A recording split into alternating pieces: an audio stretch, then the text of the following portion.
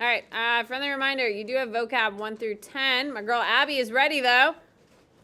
Right? Didn't you say you finished your vocab? Oh, sorry. You did everything except? Damn. Good for you. All right.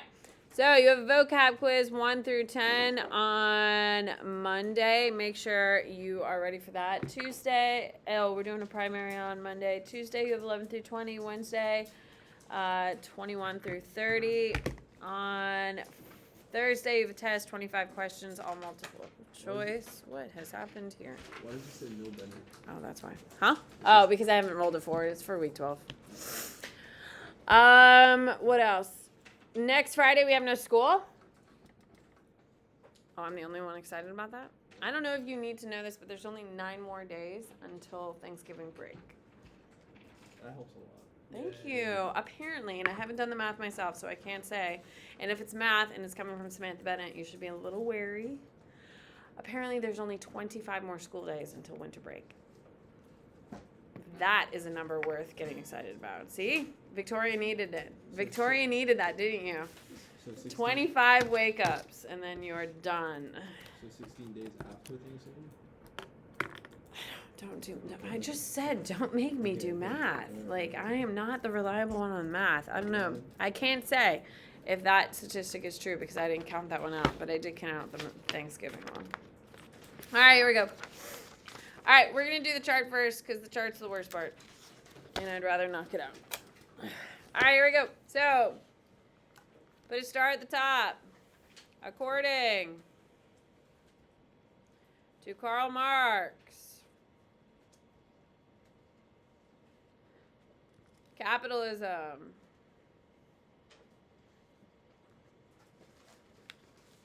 comes first, then socialism,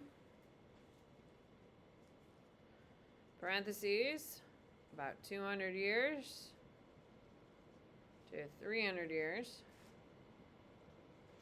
and then communism.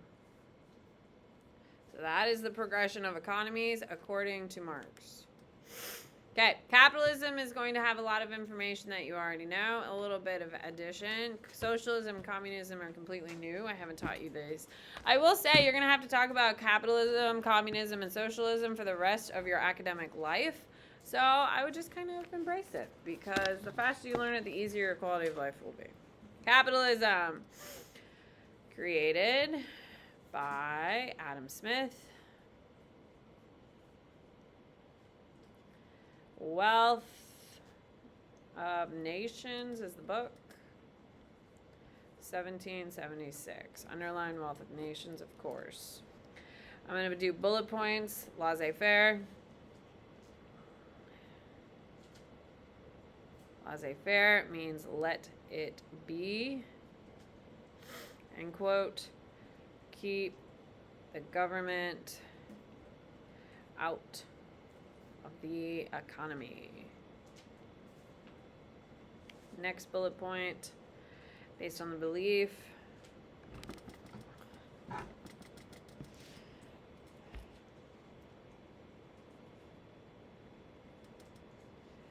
that the people will choose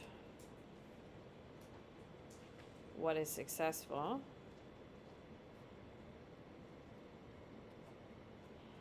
and not by what they purchase.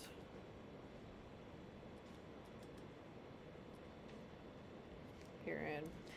Next bullet, markets being open to everyone. Parentheses, anyone can start a business. End parentheses, but there is no guarantee you'll be successful.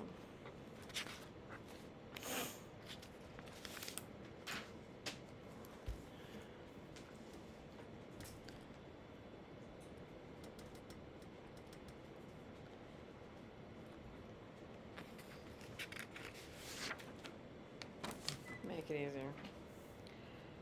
Very popular in Western Europe and eventually spreads throughout the world.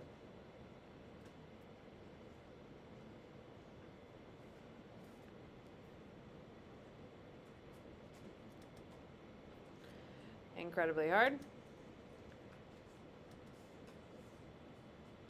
Incredibly harsh, not hard. You either make it or don't. People lose everything.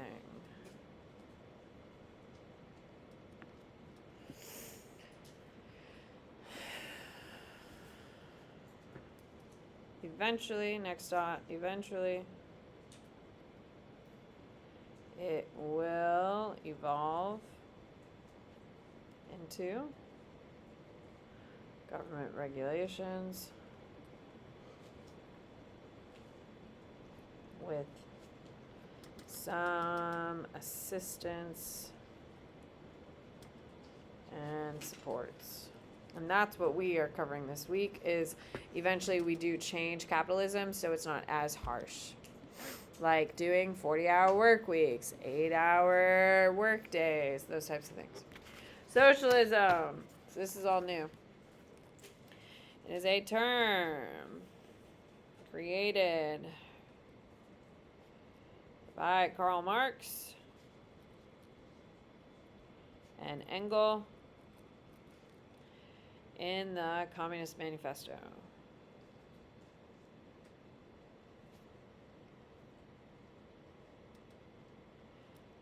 (1873).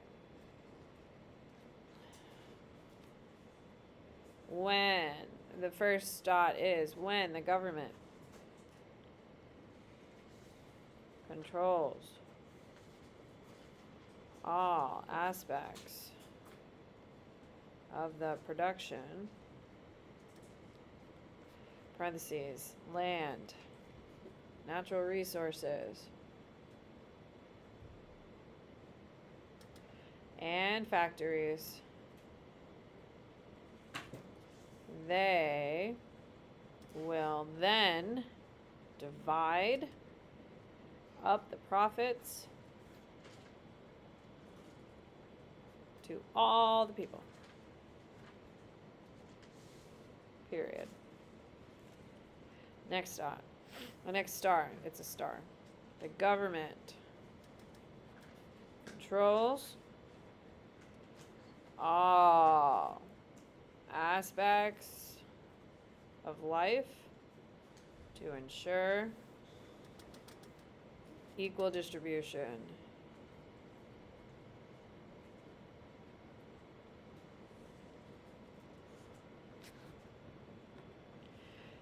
Dot. Marx believed that factory workers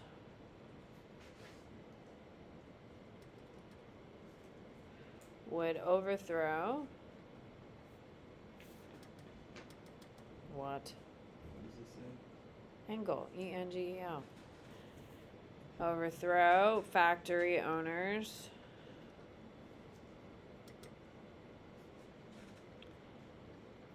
and create a socialist society. Period. Put a star. Put 2 stars, actually. Socialism has been implemented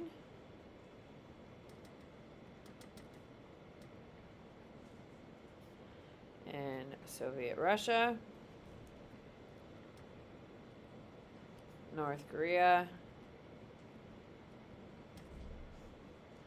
and China. Parentheses with China, it's a hybrid. It's not. Okay, put 3 stars. It's no pure socialist examples exist. Just like there's no purely capitalistic examples either. United States would be close though. All right, communism.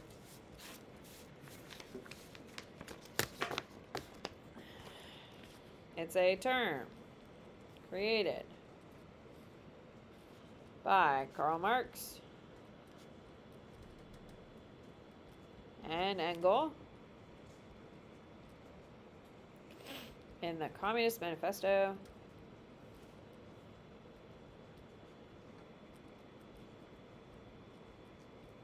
parentheses 1873.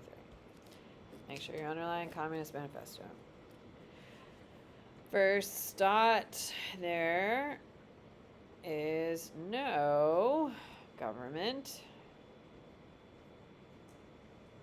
and the people equally distribute all profits, materials, and food without being told to. Isn't that beautiful? Doesn't that sound nice? It does sound nice, but do you think that'll ever happen? I don't think so. But we can all agree it is the ideal. If we could think of a perfect society, it is the ideal. But I'd say human nature isn't going to allow us to do that. Put a star. This has never, write it down, DK, existed. Communism, according to Marx,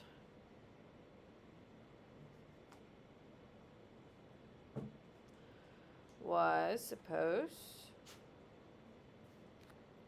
to naturally evolve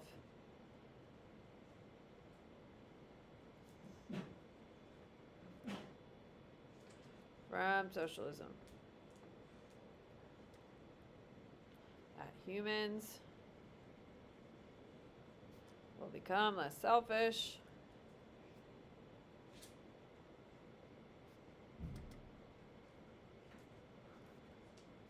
and more concerned about equality of all, not of the one. It does sound like a beautiful dream, but okay, those are the basics about Marx's socialism and communism. There's obviously different ones that exist now, other political arguments. Flip it over. You need 8 boxes. Put them where I put them. You write so much so fast. Huh? You write so much so fast. That's not even that much. That's not that much. That's a lot. It's not that much. AP Gov we wrote way longer today. Because you need to do it. Like practice. Because you have 2.5 hours you need to write 5 essays. You do know that. On May 15th. So You don't handwrite. You have to type it out. no, it's handwritten, dude. Well, what about the people who can't read their handwriting? Well, that's why I'm constantly on you to fix it. Well, I'm just saying, the people who don't listen. Then you get a 0 on an exam that you practiced a whole year for. That sucks. Yeah, so do your job, right? That's why we write so much. That's why we do all the things. We gotta make it faster.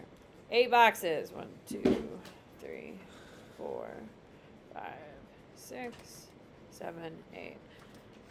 The reason I write as much as I do is because I don't want to listen to people complain about, oh my god, it's so much. I've done it now 3 times today. You can do it once.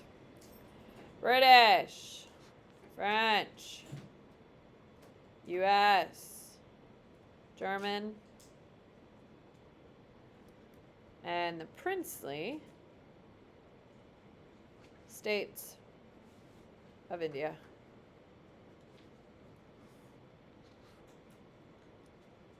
Over here you got Goya, and you got Bombay, then you have Delhi, and you got Calcutta, and you got Pondicherry, which is one of my favorites.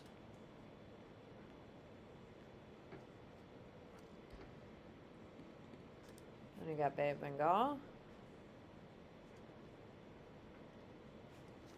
We got the Himalayas. You got Tibet.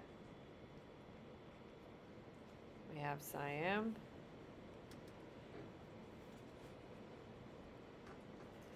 And we got French Indochina.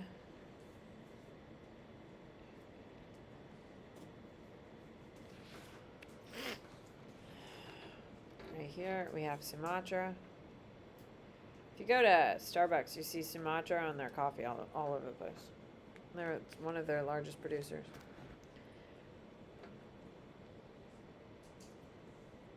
This is Borneo. This is Sarawak. This is British New Borneo. These are your Dutch East Indies. And we're going to draw a little, this is Australia.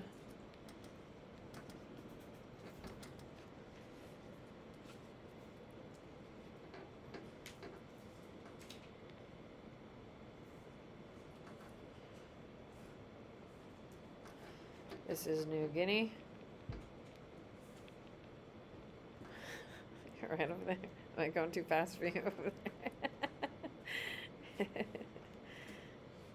P-A, Papa, P-A-U-P-A. All right. These are your Philippines. This is controlled by the U.S. So if you're asking if we are an imperialist power, of course we are. Taiwan. Right here is Hong Kong. And we got Shanghai. We got Beijing. We got Korea. Then we got the Japanese Empire. You have it on the other side of your map, dude. Oh, yeah. Yeah, like I've set you up for success. So just look at the thing. Did you hear it? It was a definitive quit too. Siberia is way up here.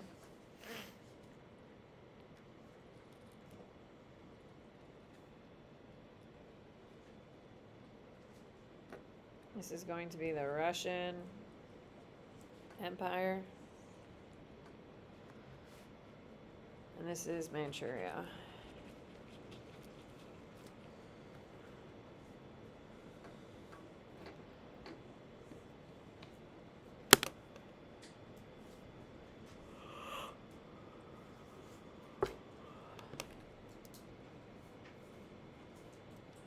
All right, here we go. I'm going to do Russia first, and it's going to be brown. Okay. Russia is going to have what we will call a sphere of influence. It means they control only the economy in this part of China. Don't worry, they're going to use it to their best benefit. All of this up here is, of course, the Russian Empire, so I'm going to color that brown. During this time period, the Russians are going to be feared until they go to war. And once they go to war, everyone's like, oh, God, they don't know what they're doing. And it should feel very much like 2023, yes? Everyone was like, oh, my God, Russia is one of the biggest threats to the United States. Do we consider Russia in 2023 one of the biggest threats? China is the biggest threat. We don't fear Russia anymore because they can't beat Ukraine. But they do have nuclear weapons, which is the only thing that they still have on the table that they haven't used, which is concerning. All right, there's Russia. The next one is the Netherlands. The Netherlands are the Dutch, people. They're red for me. The Netherlands are going to control Sumatra. Okay, they're going to control Borneo. I'm going to draw in some Dutch East Indies. They control all of this because it's, the Dutch East Indies, so it makes sense to be controlled by the Dutch. They also control New Guinea, which today we call Papua New Guinea, but New Guinea over here. And that's what the Dutch control. Then we have Japan. Japan for me is going to be this dark blue color. The Japanese are the only industrialized Asian country. Remember, Russia isn't even fully industrialized yet, so they are going to take their power and begin expanding their borders in order to get more resources. So they are an imperializing power. They are going to take over Korea. They are also going to take over Taiwan. And in a couple of weeks, they're going to start taking over the mainland of China. They're going to invade Manchuria. They're going to be the first people to avoid the Treaty of Versailles, but we'll get to that. The British. Before you get too happy with the British, watch where I am drawing mine. Do not just blindly start coloring, because we're not going to color it all yet. Okay. Off the coast of India, I've made these loops in continental. Then down here, we're going to color in down here in the Malay States. Sarawak and British New Borneo are obviously British. Well, Sarawak may not have known that, but Australia is obviously British, because what language do they speak? English. Australian? No. They're British. They're English. And then Papua, which is right here. Over here in Hong Kong, they control Hong Kong. They just gave up their ownership of it actually a couple years ago. And Shanghai, they also controlled. Nice. Okay, keep your British color nearby, because we're going to do the princely states of India, and then we can color in the rest. The princely states of India are going to be this pinky color. Now, the British are going to allow the Indian princes in these specific areas to hold on to their territory, but they have to do whatever the British say. So, do they really have any power? No, but they do have a little bit of autonomy, as in they have their own leader, but it's not like they're running their own country. They're still pretty much being controlled. Don't worry, the British will get tired of this situation, and then they'll just conquer it, but not until the 1900s. So, now that I've done the princely, I'm now going to go back and color in my British on the continent.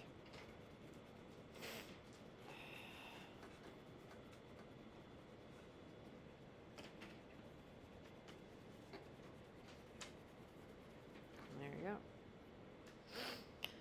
So, who is the largest conquering power? The British. I think we all saw that coming, though, didn't we? All right. British. I didn't color them in. Here we go. British for me are green. The French are this pretty bluish color. Okay, the French are going to be French Indochina and Siam. They're also off the island.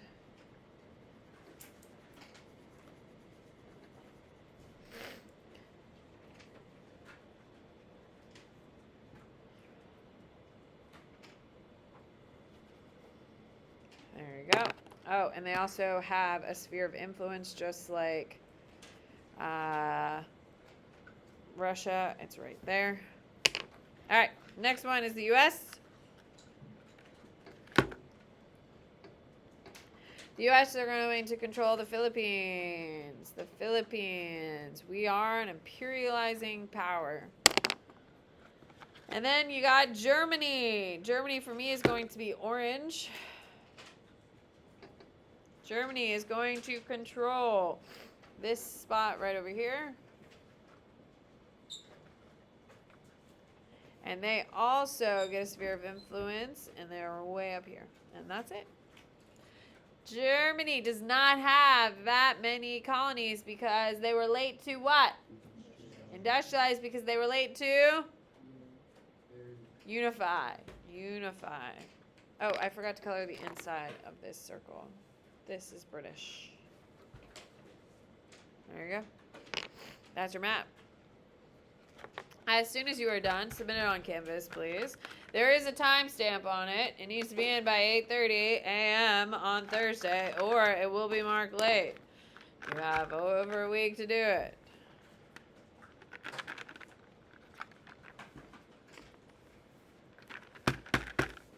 So get it in and be done with it. How many times do you do maps every time you do a map? Wait. What? How many times do you do a map? Like, I do it 3 times a day. Everything you do, I do in class, I do it 3 times. That sucks. Yes. That's not the worst part of my day, though. My worst part of the day is like, there's got to be worse teachers than me at grading, isn't there? Are there some teachers really bad at grading? Am I one of the better ones or worse ones? Stay up to date with everybody. Yeah, and like speed and stuff. Yeah. Well, I have kids every single day harassing me about grades. Not harassing, but like every single day. Like, Bennett, I posted something, you haven't cleared it yet. Dude, you did it like yesterday. Like, give me a sec. Yeah, it happens every day, all day. And I hate that shit. Still got color.